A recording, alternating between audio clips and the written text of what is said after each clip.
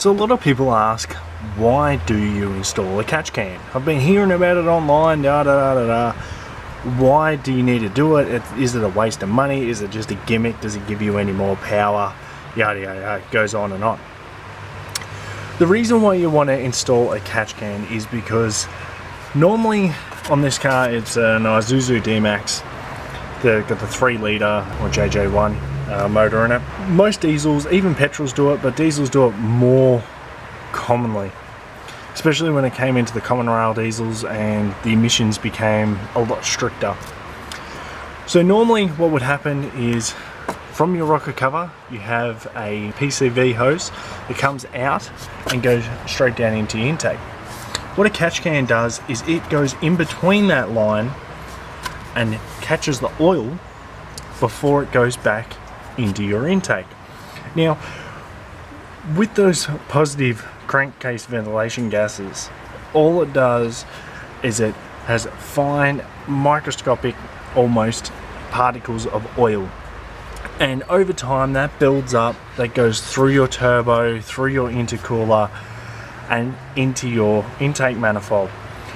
That combined with the EGR soot and the heat, it cakes it into your intake manifold, which creates like a thick tar or like powder. Believe me, I've cleaned out that many intake manifolds. It is crazy. Some of them take me 2 days worth of cleaning. It's ridiculous on how clogged up these cars get, and they just lose all power.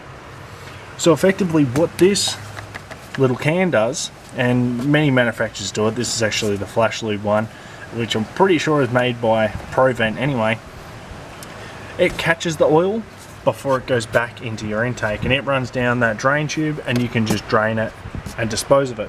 If you want to get really technical, you can actually replumb this back into your sump and it puts the oil back into the sump slowly but surely.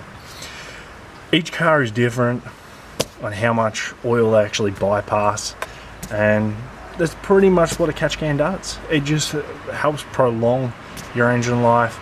You don't have to pay as regularly for intake cleans. Will it 100% solve the problem of the intake clogging up?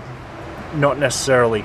And the reason for that is you still have the EGR, and the EGR is still a portion of soot buildup, which an EGR is an exhaust gas recirculator valve, and it recirculates the exhaust gas. So pretty much like connecting a hose to your ass and putting it in your mouth and then you run a mile down the road. That's how I explain it to people. It recirculates the exhaust gas back into the manifold, and with that on top of the crankcase ventilation, it wasn't a good combination. So that's how a catch can works. There's a little filter in there. Filters get changed anywhere from 20 to 40,000, and it just helps prolong intake cleans pretty much. Sometimes you can get 100,000 Ks or so before an intake clean, whereas without this and without, like, I don't know, there's other things you can do like EGR blanks, but I'm not recommending that in any way, shape or form. It's just something you can do. Without either of those, you're pretty much anywhere common rail diesel doing average sort of mileage, you're talking about every 40,000 the intakes start to clog up and you need to pull them down and redo them. So yeah, good fun. Anyway guys, hope you got something out of this video, and until next time, take care. And for those who didn't understand my earlier rambling, this is actually how it works here, a diagram showing on how it operates.